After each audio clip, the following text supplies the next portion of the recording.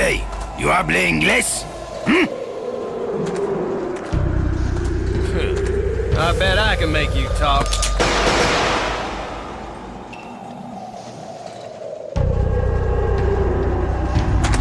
Who are you?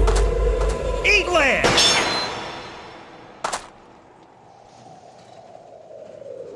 What? You think you can beat us with that overgrown knife? Let's get him, boys! The Spectacled Brawler.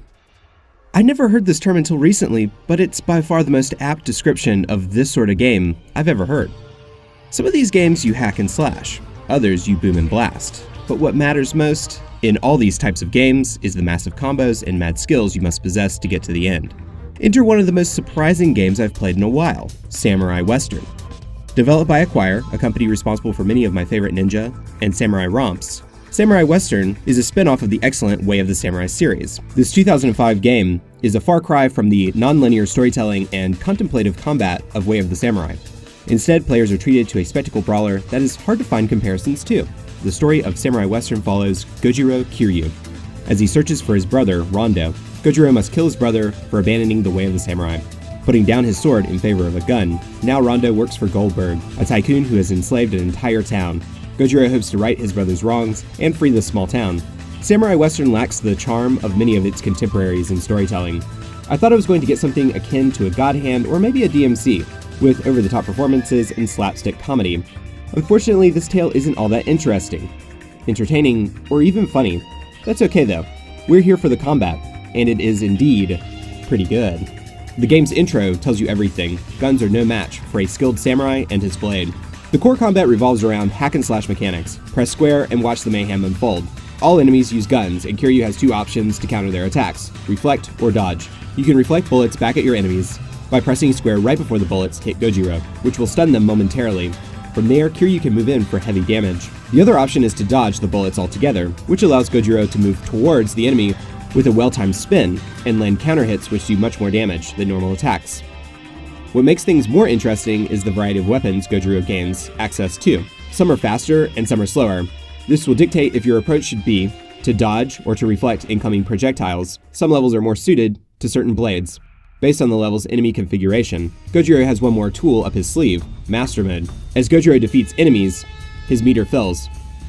Once full, the player can press L1 and Gojiro basically becomes invincible. Every enemy is defeated with one hit, and with each foe slain, a small amount of meter is refilled. This allows Gojiro to destroy enemies for quite a while before the meter expires. The only challenge with this mode is that each time you kill an enemy, the camera shifts, making it difficult to line up Gojiro's next victim. Gojiro can also equip items which will boost his stats. Some of these are pretty useful, but they also add a lot to the visuals. Samurai Western is a budget title, and that's most apparent in the visual presentation. There are only a handful of environments, and about the same amount of enemies. The protagonist, Gojiro Kiryu, has an interesting character design. Some aspects of his design are a bit dated, with his large pant legs and far too many belts. He is a unique looking character that cuts an interesting silhouette. As far as the allies and foes Gojiro meets along the way, they're pretty generic. This uninspired approach is best exemplified by Goldberg, who doesn't appear to have a mouth, or even a chin. His face is literally just a mustache and a nose. While Samurai Western doesn't have much going for it visually, it isn't a bad looking game. The blocking is pretty effective in cutscenes, and Gojiro's character model has some nice texture and detail. The best part of the visuals, though, has to be the blood. There's so much of it, and it's everywhere.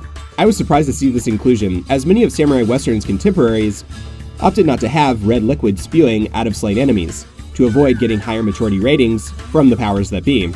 I commend Samurai Western for this artistic choice, even if it may have hurt its commercial appeal. The sound is interesting in Samurai Western. The usual issues of enemies saying the same canned phrases ad nauseum and repetitive sound effects are present, but some of the sounds are really familiar. For example, when Gojiro's master meter fills, the sound effect is the same as the specials for Street Fighter Alpha 3.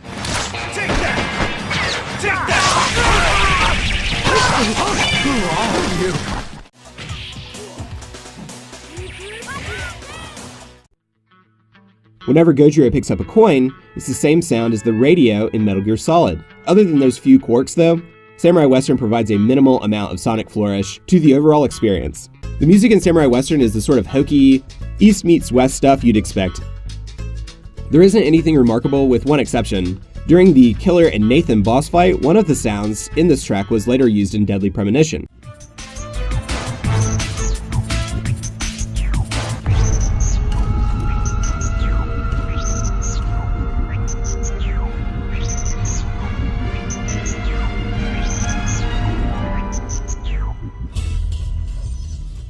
The voice acting is just as spotty as the rest of the game, but again, there's something interesting to be had. The voice actor for Goldberg is Paul Eiding, who also voiced Colonel Campbell in Metal Gear Solid. A samurai, huh? Things are getting interesting. You think you can beat him, Ratto? Oh, Mr. Samurai! Ryan! What's going on here? You gotta do something about those bombs. I'll take care of this.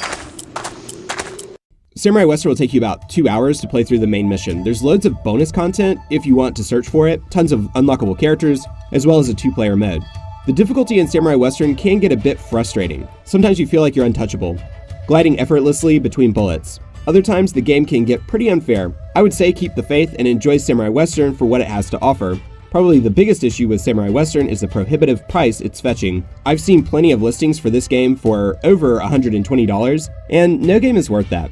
I paid around $65, which is still a little high for me, but I feel I have gotten a good bang for my buck. Samurai Western is a spectacle brawler not quite like any other. It has some interesting thoughts, and it's an experience that any fan of hacking or slashing should play. This is Zach with Tanuki Games. Please remember that a like, a comment, or subscribe means a lot to me and, of course, the channel. Enjoy. So, it's you. You are quite a handsome man. It's a shame that you have to be killed. But I'm afraid the decision is out of my hands.